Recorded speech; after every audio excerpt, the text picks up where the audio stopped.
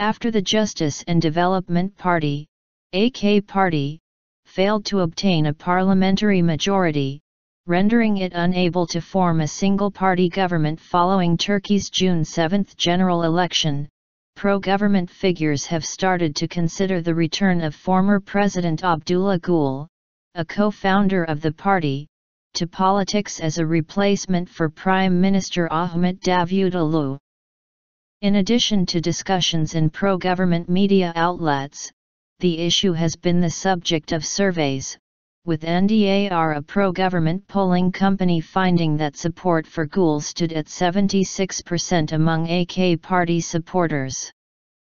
The discussions about Gül have heated up following speculation concerning snap elections, given that no party achieved the majority needed to establish a single-party government, and coalition possibilities are not promising due to deep ideological divisions. NDAR is known for its controversial findings, showing considerably more electoral support for the AK party than it achieved on June 7 and showing the pro-Kurdish People's Democratic Party, HDP, as failing to surpass the 10% election threshold. The HDP went on to garner roughly 13% of the national vote. The recent NDAR survey purported to reveal that the downward trend in support for the AK party could be reversed if Gül takes over as leader of the AK party, and that support could rebound to over 45%. Femi Koru, a pro-government columnist for the Haberturk Daily, has asked for Ahmet Davutoğlu's position to be opened up for discussion, saying in his column on Wednesday that the AK party's ordinary congress scheduled for this September will be brought forward and a party chairman who will ease the dilemmas that the AK party has currently will be elected. If Ahmet Davutoğlu is re-elected, objections to his leadership will decrease. However, if someone else is elected as the chairman, then bargains about a coalition government will gain momentum smoothly.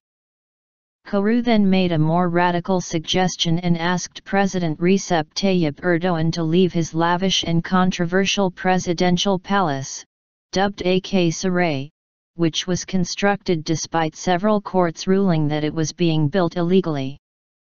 Because the plans for creating a Turkish-style presidential system were not approved by the public, as indicated by the election results, the presidential palace might be allocated to the Prime Minister and the President might move to the Kankia Palace, the former presidential office, Koru suggested.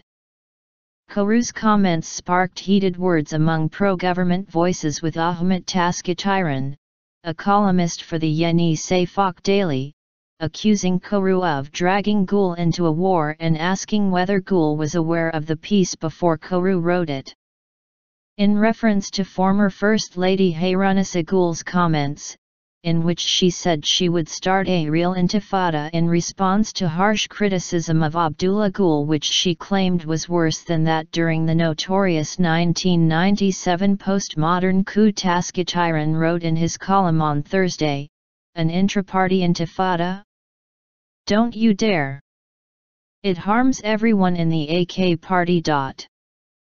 Ahmet Takan, a chief political advisor of Gül when he was Prime Minister, told Today's Zaman on Thursday that he is certain that Davutoğlu will be forced to leave the Prime Ministry.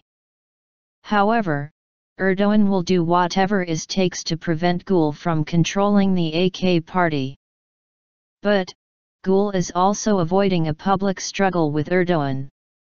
He prefers to mobilize secondary elements within and outside the party, as well securing the support of the international organizations for his leadership. He is on hold. He is orchestrating a plan to show himself up behind the curtains. He is trying to show that the AK party is desperately in need of his leadership. Takan added, "The AK party has been shattered into pieces by the election. Its future will become clear in the following days. There might be resignations as well as orders to form a new political party, a movement started by offended deputies and political actors." In brief, Gül has never been out of the political game, and a renewed struggle for the leadership has already begun within the AK party. But even if Gül reaches his goal and manages to unseat Davutoğlu, his leadership will not be enough to reverse the collapse of the AK party. Ara Başlık, another covert war between Erdoğan and Davutoğlu. The struggle between Erdoğan and Davutoğlu, exacerbated by the June 7 general election, has taken on another dimension, with supporters of both politicians criticizing each other behind the scenes. Former EU Affairs Minister Ahmet Davutoğlu, who is among the primary suspects of the December 17, 2013 corruption investigation and currently one of Erdoğan's top advisors, recently harshly criticized Davutoğlu in a meeting.